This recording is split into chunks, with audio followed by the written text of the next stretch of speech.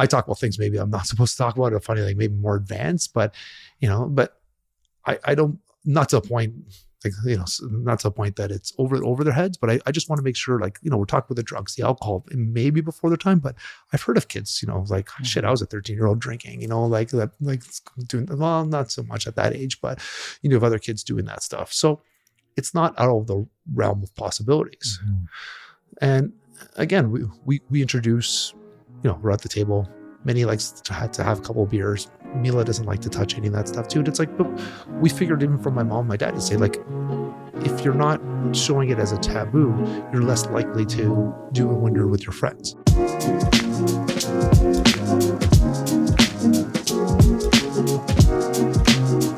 Hello and welcome. And this is episode 28 of the DC Talks podcast. I'm with the main man here, David Chinelli. I'm your co-host, Agent 00, ready for today's show, man. DC, how you holding up? I'm all right. Still laughing at the Agent 00. Love it. Of course, man. I'm still not calling you that shit. You know that. I already know. I want to keep pressing on, man. One thing that's been on my mind lately, and I wanted to talk to you today on today's podcast is, I feel like in today's society, there's a lot of things that are hitting us that, are now deemed as normal. And this can be vices in the eyes of many Christians. And it's something that, I'm seeing gambling being commercialized, right? Everywhere, right? Everywhere. I'm seeing pornography being commercialized with OnlyFans and etc. And it's becoming very... Even, Instagram. Like Instagram too. There's TikTok. There's naked people on Instagram left and right. Like, I thought that was getting canceled. Mm-hmm. It was just like, but no, like... and. It's completely normal, and it's such a scary time to live because even though these things you can have limits to them, there's some way somehow they're still affecting your subconscious and the way you view things. So I really wanted just to get your takes on it, how you're feeling about it. Someone who's on social media a lot and someone who's like a believer in God and seeing all these negative images. What your thoughts are about it. If you've ever dealt with vices, open up about that. I'm human, dude. You're human, right? So, I just want to kick things off, man. I just want to give you my position on it. I just kind of feel like we're in a horrible time to be online where things are being normalized. And yeah, man. It's funny how things progressed, mm-hmm. I think. So just the detriment of society, I guess, or how do you say, like the... degrading, I don't know, like basically the downhill slope. Degradation. That's it. That's the word I was looking for. The degradation of the human race, I think, is just the way, and with society, what's acceptable so quickly, right? It's just, I think I remember watching Britney Spears. I think somebody said it was the onset of her, and then from then on, it just got worse and worse. Mm-hmm. And it's just like the stuff that I used to hear, like one of my ex-girlfriends was teaching in high school. I remember grade 9 kids talking about like threesomes and things like that. And I was like, what? I'm like, what the hell happened, right? Like it was just, and somebody related to me that said it was the Britney Spears effect, and those kids were getting to high school, and all of a sudden, just things they saw on media and everything was more readily available. And I'm like, how can a pop star influence people like that? And now you're seeing it everywhere. Yeah, and I think the traditional values that we used to have back in the day really shielded us from a lot of things. If you're looking at vices such as pornography, it wasn't readily available the way it is today. Like right now, you can go on www.x something something. You don't even have to do that. You just Google a couple of words, and all of a sudden, you don't even want to see it. And I'm like, that's not what I was Googling. Exactly, right? It's finishing the words for you. Yeah. Before, to get access to that type of thing, you had to go to a store. It was shielded off in like a wrapper. You had to show ID. You had to do everything. Are you old enough to go to? Do you remember the video stores? Did you ever have video stores in your kids? And there was that whole back section no one ever went into the adult section. Mm-hmm. Like once in a while, you see a creepy guy go in there. Yeah. Yeah. Or you hear about people, like comedians talk about all the time. It's like, oh, these kids nowadays masturbating to this, all the stuff. He's like, we had to do it to like a Sears magazine with the bra section. And it's like, yeah, like there wasn't. You had to find a way to be stimulated by like an underwear model who's just like, they're not conventionally sexy, but just because they're showcasing some skin, exactly, is now okay. Let me do my business to this. We used to watch. They called them blue movies when we were kids, like these Italian movies, and we'd watch them just to get a glimpse of a boob. And that was the whole thing. Like we're like 5 years old. Oh my god, a boob! And you couldn't pause stuff. Yeah. And then or people looking through like the static and try to see like I think that's a boob. And it was. It's like a 5 second of like just like a lady wearing a lingerie, and that's as much as you get. So that's what happened, right? A lot of things were going on in society where things have just escalated to a new level. and now kids are being impacted by this. What do you think changed? Because in your generation, these things were sacred. You should not allow kids to look at these type of things. You cannot allow them to partake in alcohol or anything like that. Whoa, no, in an Italian household, we had we remember having the homemade wine when we were kids and all that stuff too. My parents always had the mentality, rather you drink at home than so I don't think it's just that, but yeah, I just putting it together. Yeah, I know. Just want to throw that out there. Of course. Yeah, in European households, alcohol was never a problem. We don't see a lot of as much abuse because it wasn't ever coveted from us. But and I think, but how has society gone to other things then it's gone worse in other spots, right? So okay, alcohol, I can see some of it, but I think the alcohol has gone away for how much it's put in front of your face. When I was a kid, every other commercial was a beer commercial, or remember cigarette commercials, right? It was a big thing to take away cigarettes from the Montreal races, or even Indy 500, or the Indy, whatever it is, you're in Toronto. I don't watch race cars. But the Indy used to have sponsor. They remove smoking because they didn't want to affect.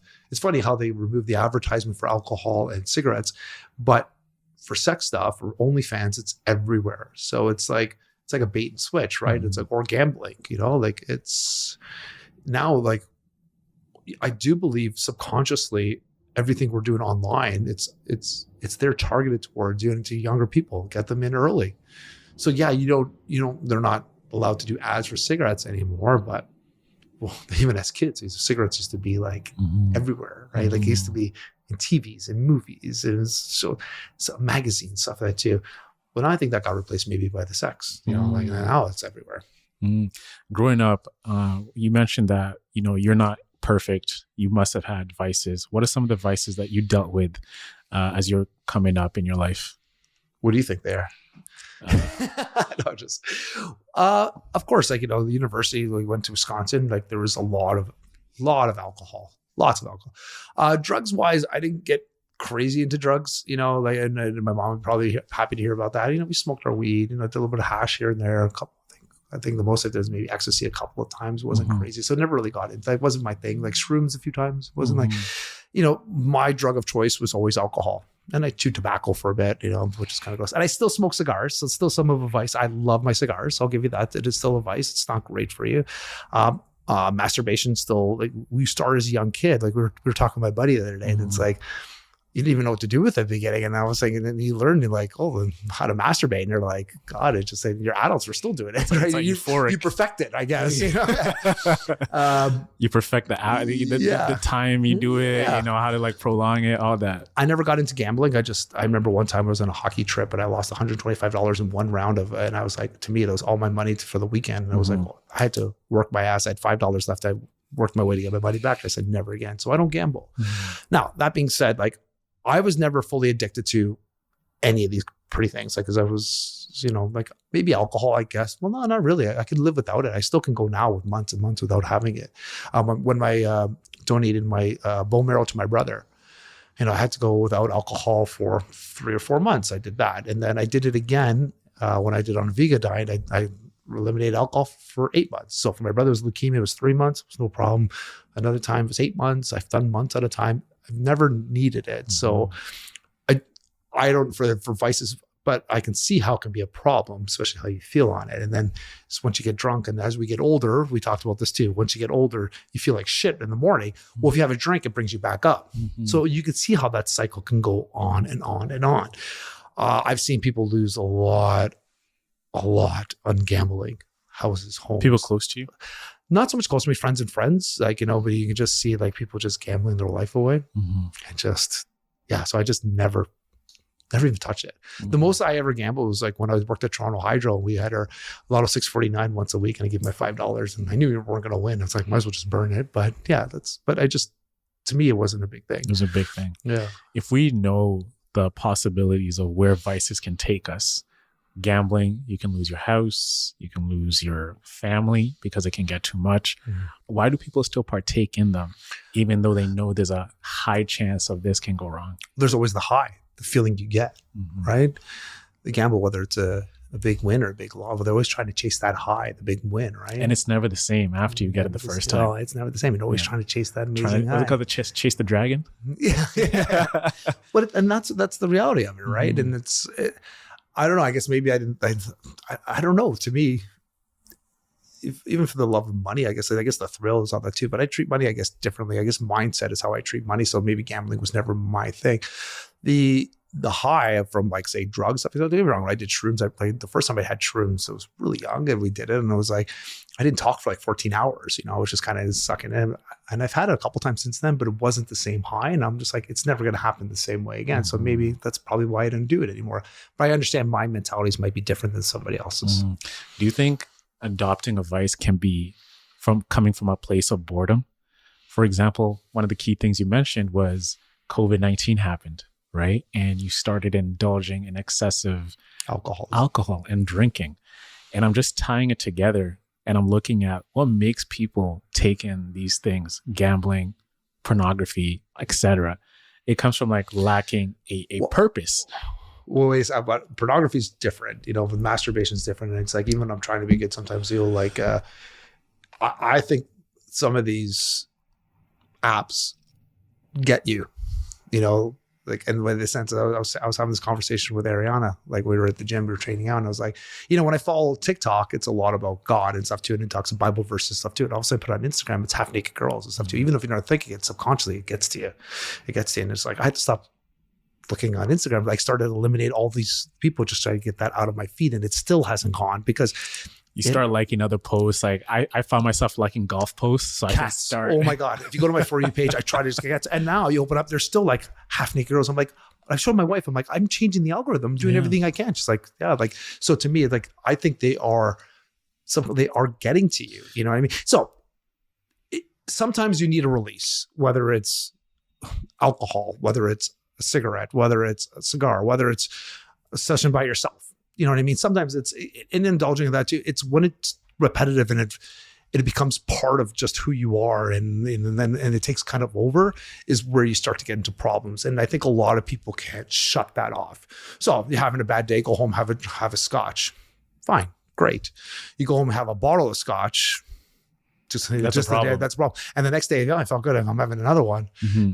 Yeah, that's a problem. Mm-hmm. If you go home and you masturbate 5 times and you can't have sex with your wife, and then the next day you do it 6 times, and all of a sudden, next thing you know, like all of a sudden your relationship is going to change with your wife fairly quickly. Mm-hmm. So it's again, it's about, like maybe being able to cut yourself and have the fortitude. If you can't do that to cut yourself, don't even touch it. Mm-hmm. Maybe find a release somewhere, find a more wholesome high, go play around the golf. I don't know, get a hole in one. Yeah. Go for a run. Mm-hmm. Somebody said that to me. It's like anytime I feel like having a drink, I go for a run. Yeah. Even the same thing with pornography. Just like some people get so addicted to it that they feel like I got to go just have a cold shower, shock my entire body so I don't think about it. Well, I've heard of people having masturbation problems or masturbating at work. Because they just couldn't, that's a problem. That's insane. That's insane.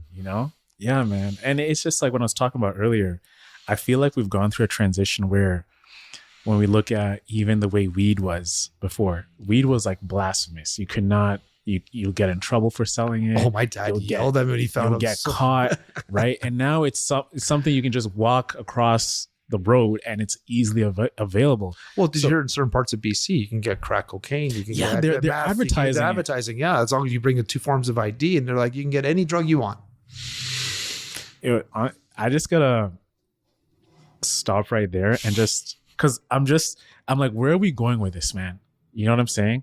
If we're commercializing things that can kill people, where are we going as a society to actually have some sort of normalcy in terms of the pornography, the drugs, which is actually moved on just from weed to crack cocaine to all these other heavy stuff? Do you think there's something behind the reason why the society is getting further down the rabbit hole? Yeah, it is, man. It's just fulfilling some sort of prophecy. It's going away from the not to be a conspiracy theorist, as you're saying, right? And the thing is, you always got to like preface everything by saying I'm not a conspiracy theorist, but like I truly believe that by pushing these vices down everybody, even from a young age, it's just numbing us from actually having some spiritual connection towards 100% a higher power, right? 100%. So if you're constantly just stimulated, whether that's through liquor, whether that's through drugs, whether that's through pornography, how could you connect with your spiritual self and actually elevate yourself towards a higher being? If you read the Bible, it tells you to stay away from all those things because it does take you away from your relationship with God. Mm-hmm. Like Jesus turned water to wine. So he didn't tell you to stay away from it. He goes to certain things, but he goes, but be careful of being drunkards, adulterers, abominations, idolatry, all this kind of stuff too. And it's like, then, witchcraft. It told you to stay away from all those kinds of things. Mm-hmm. And why? Because that's the plan, is to get you away from God. And, Mm-hmm. I talk about like all the conspiracy theories I've ever read from. Whether it is, whether it's aliens, whether it's like, You've been seeing those alien stuff lately, eh? I know. Don't even get me started on that. Yeah. But it doesn't matter. All conspiracy theories, if you go down the rabbit hole, it always comes down to the same thing. Mm-hmm. And that's it about the spiritual war. And that's what it comes down. People talk about like old Sam Smith and all this like satanic agenda. And they're talking about, what's her name? Taylor Swift, and now all of her, have you seen her latest like concerts are all basically like dark masses, and she wears like this goat's head and does all the symbolism for the devil. And it's like, yeah, that's society for you. Like they're putting it in front of your face. Now they don't care. They're showing it, and just slowly, they're changing society. Even award shows now. Oh, right? Everything. Award shows have always been that way. And if there's a good website, Canadian website, it's called Vigilant Citizen. So, and I've been watching like when I first, was getting into Christianity and stuff. It was like back in 2008, 2009. And he'll talk about like all these artists and stuff too. And he always talks about award shows and all the symbolisms that we didn't notice before. And he had to point them out. Now it's just a little more blatant. So this has been going on for a very, very long time. Very, very long time. And then even talk about other artists and stuff too, how you can't make it big unless you sacrifice someone. Well, either sacrificing something, have to do something sexually with other men, like, homosexuality stuff. They have, even the guys, I remember this one artist was talking about how his other artist, he went to this big executive and basically asked him to do fellatio. Otherwise he wasn't going to get a contract. If I didn't do it, he never got a contract. And it's like, that's what happens. And it's like, what do you mean that's what happens? It's like, he's just saying, oh yeah, that's what happens in LA. And we're like, you can't just fluff that stuff up. First of all, you can't make that statement. And it's like, we don't know if it's hearsay, but I can see it happening. But again, we can't prove any of that stuff. It's kind of a scary path, right? Yeah, it is. And it has me, because I know in last week's episode, we were talking about your path towards Christianity and just having your faith. I'm finding myself even just diving deeper because I feel like there's a spiritual warfare happening, stronger than it's ever been before. And I'm 29, and of course I've seen these stuff like through my adulthood, but I feel like over the past 24 months, especially after COVID, it's like as if someone took a valve and just turned it all the way up, right? And so it's as if they're mocking you. They're telling you, yo, what are you going to do about it? Yeah. It's here. You see this satanic shit? You see this pornography? It's right in front of you. What are you going to do about it? It's as if and if you continue doing this, that means you condone it and you're not making any changes. But in reality, we have no power. It's hard to do. Like, unless we all rose up and against power, we don't realize the power we have, but we're scared that no one thinks the same as us, and we're scared of getting canceled and saying that kind of stuff, that no one rises up against that power. Yeah. But I think the vices that we talked about earlier, like, lead into that too. Again, 100%. I've since COVID, like, COVID was, how many relationships do you know were destroyed because of COVID? Because I know personally, at least a dozen, at least. And we're talking about like marriages. Boom, gone. At least a dozen. Some of my close friends. Is it because of proximity? They're with each other all the time, or is it just because of beliefs of? How about all of it? How about all of it? How about the stress? How about the stress of not working? How about the stress of, they put on vaccines, whether vaccinated or not vaccinated, and then fights within the family. And then should we do it for the kids? Should we not do it? Oh, is it good for us? Is it not good for us? Well, now all of a sudden we're on CERB. Now we don't have enough money. Do we go back to work or not? Do we stay inside? Do we wear masks? Do I drink? Do I not drink? All of a sudden, the prices are going up. The interest, all of a sudden now we can't afford a home because all the interest rates are low. Okay, interest rates are back to normal. Okay, let's go buy a house. Oh my God, I can't afford it again. Oh, now interest rates has gone up. Now even the house I bought, I can't afford. Like, where do you stop? Like, this stress, it's leading into more people getting into more and more vices and trying to cope with it. And it's not helping. It's making it worse. Yeah. It feels like. So I just give you a little whirlwind. Your eyes just kind of lit up when I was talking about this. Because again, that's exactly the way you put it. I could just visualize it, and I can see the ups and downs, and it can make people find a way to escape, right? Because you're trying to numb away the pain. You're trying to numb away the thinking that comes from the voices from every angle, right? And I think once you escape, it becomes like a permanent place that you want to be at, because it's a way of just, hey, I want to forget about my problems. I just want to watch Netflix. I don't want to think about anything. This is where I want to be. But then imagine you're having a fight with your wife. You can't go anywhere. You go have a bottle of wine, throw on some porn, have a bag of chips. You're good to go, right? You indulge in nasty ass food, nasty ass alcohol, nasty ass pornography. And they're just like, and you're like, oh, living like this is awesome. You know, like I don't even have to talk to that bitch. You know, like imagine that. You know, like that was kind of the mentality a lot of people have. And that was like for 2 years. Yeah. So now that becomes a habit. It becomes normalized. You know, what did it say it takes? How long does it take to make a habit? Like 3 months. So you pass the 3-month threshold, and now this is who you are. And now this is your identity. Yeah. Right. So a lot of people lost themselves during this period.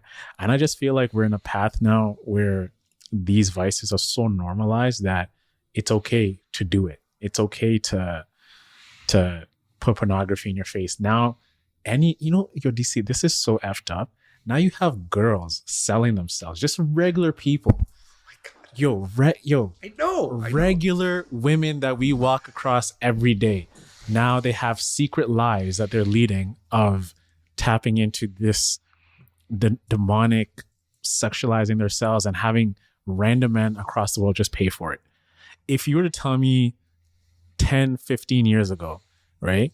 Of course you had cam girls at the time, but these people just had their thing, they'd go home. But now in the comfort of your own home, now you can do this, right? And you know how it starts?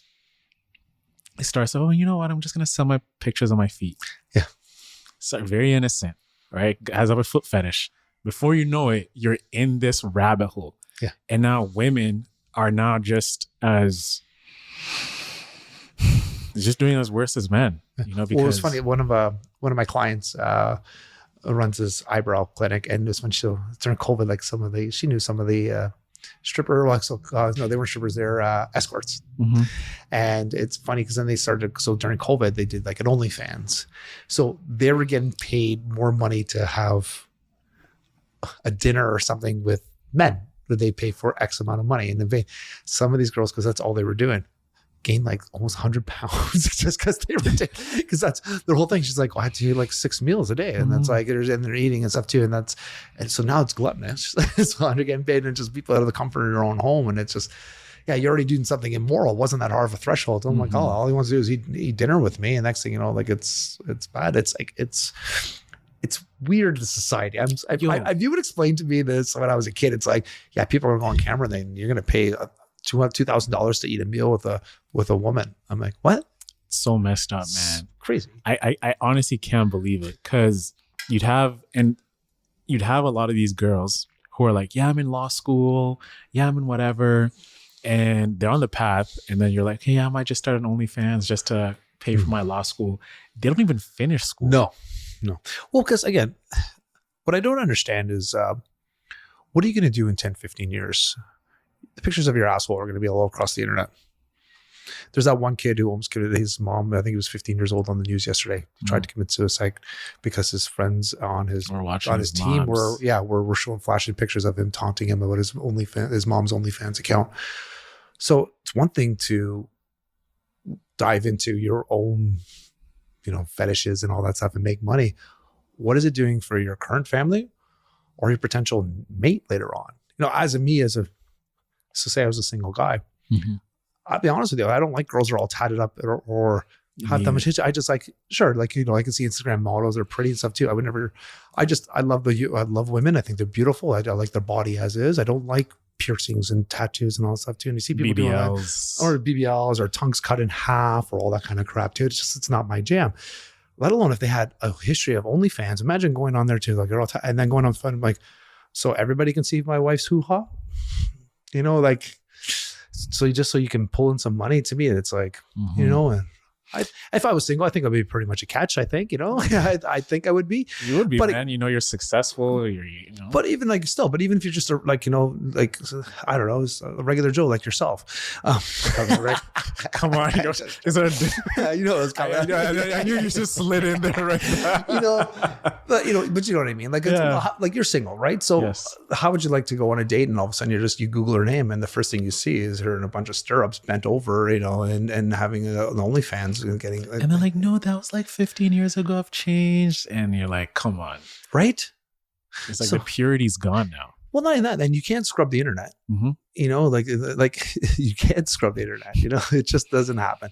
So eventually you'll find, unless you change your name, I'll have to be like, guess what? It still comes back. Yeah. I had a good friend of mine that her at RBC, and her daughter at the time was young. She just she was a sunshine girl. This must have been 20 years ago, and she was worried because it was always going to be the internet. And it would be, but she was dressed nicely. It wasn't like she wasn't showing anything different than you wouldn't see. And it was like that's how far society has changed. Mm-hmm. Where now if you see a girl like, in a G-string, and like, which back in our day was, oh my God, that girl's naked in a G-string, we're just desensitized to it now. And it's like, and I don't like it.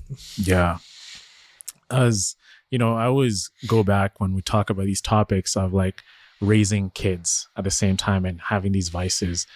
Do you have certain parameters that you have with Nat to protect your girls from what could be out here? Like, with them being like 10 and up, right? Yeah. So they're going to be 11 and 13 in July. July. Yeah. They have access to iPads. Yeah. Like kids these days, they can just search up everything. So how do you set these parameters where you're like, yeah, you that's not right? Yeah. So we told them, like, at the early age, I think it was like Roblox or something. They were playing, and this guy, everything was a pervert asking them questions. And Mila was asking us, we're like, whoa. So we said no chatting online. We'd actually turned off the internet, things like that. But they have friends with them. We kind of talk with them about it too. Like, you don't talk to strangers you don't know. We've set up some of their accounts that you can only talk to them if we approve who they are. But it doesn't protect them for life, right? Mm-hmm. But it's just but when they're young and impressionable, you just don't know, right? Mm-hmm. So we're lucky enough that my girls aren't into like the dating scene as much. Not they're not they're really into the books right now, because one of your children is one's academic. gifted and the other one, they're both very smart. One of them's more artsy, like, so Mila is very, very, like, very, very artistic and is a fantastic, and so is Mila Minnie, so she's good too. So Matea is gifted. She's going, she won another award the other day. She just came home and said, yeah, I guess I won with my third award, just in the nonchalant. Like, at least she told us this time. The first two awards, Natalie had to find out from our other daughter that she won. But yeah, so I think a lot of times children get into problems when there's lack of communication. They don't talk with their parents, or neglect. Like, you don't realize it, but they're just kind of leave their kids on their own and to their own devices. Like, so there's just not a communication. Like the other day I had a conversation with Mila on the way home, and I said, listen, like, if there's you're going to get into some of your own vices, when we're talking about vices, we said, you're going to go to parties, you might drink too much, you might do drugs you don't want to know. Like, I don't care what it is. If you're in trouble, you call me, I'll come pick it up, no questions asked. I said, but I also, we might talk about it, we'll make sure it doesn't happen again.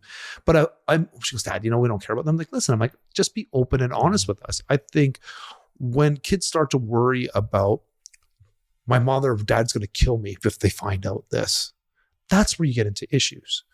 That's where you get into problems.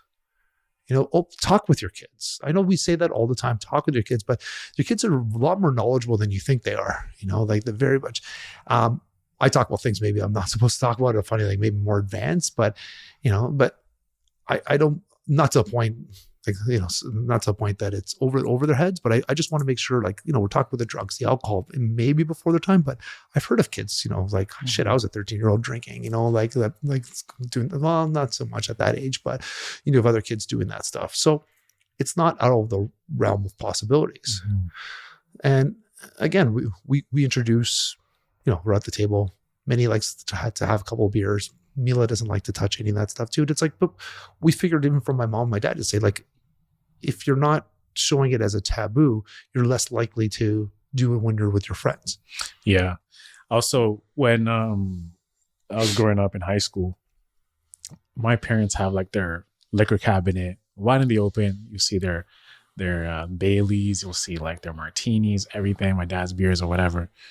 And they never shielded us from that stuff, right? And my friends would come over. They'd be like, bro, like, how do you not like kill all those beers, man? Like, like, because for them, their parents, they hide all their liquor and everything. So they felt like they had to rebel, right? And then as soon as their parents go home, they'll just start like chugging some alcohol. And I think growing up, when I got older, I never really saw alcohol like as like this thing wow, I've been shielded from this thing. Let me just rebel and make up for all those years I did not have access to it. So I grew up with a healthy relationship because my dad, even when I was a little boy, when we were watching the Raptors, he'd have his brandy there. He'd be like, "Oh, you want a sip?" And I was like, "Nah, I'm okay."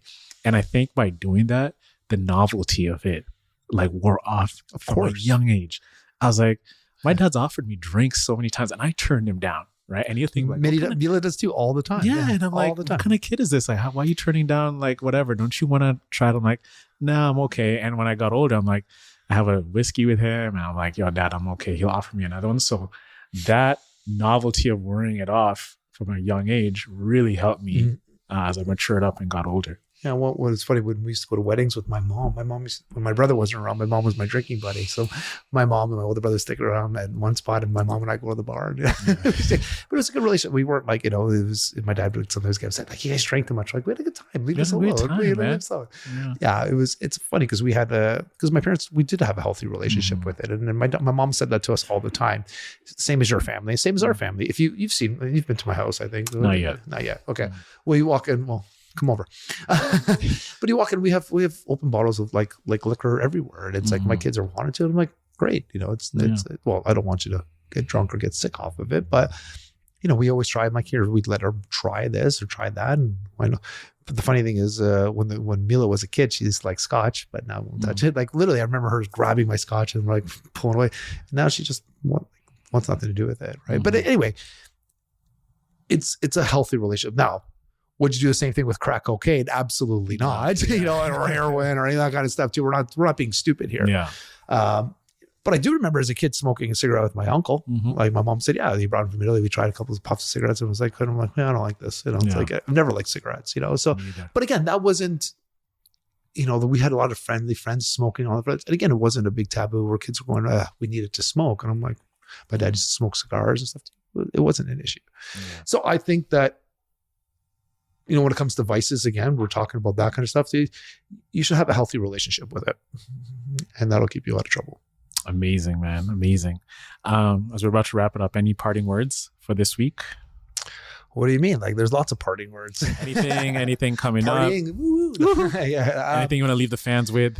Any inspirational words? Honestly, listen, at the end of the day, like, I think it comes down to knowing yourself and being honest with yourself. And like, if you are finding yourself, needing one of the vices, then you have to have a good conversation with yourself.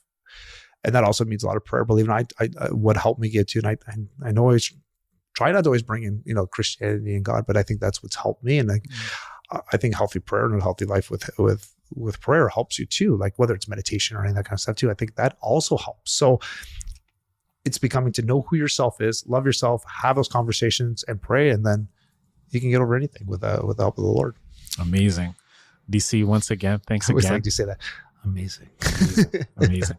DC, once again, thank you for sharing your words of wisdom in today's podcast.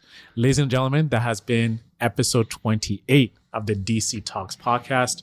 Hopefully you enjoyed that.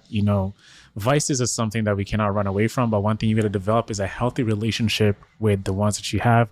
It could be maybe betting some money on the Leafs or the Raptors here and there. Don't bet on the Leafs.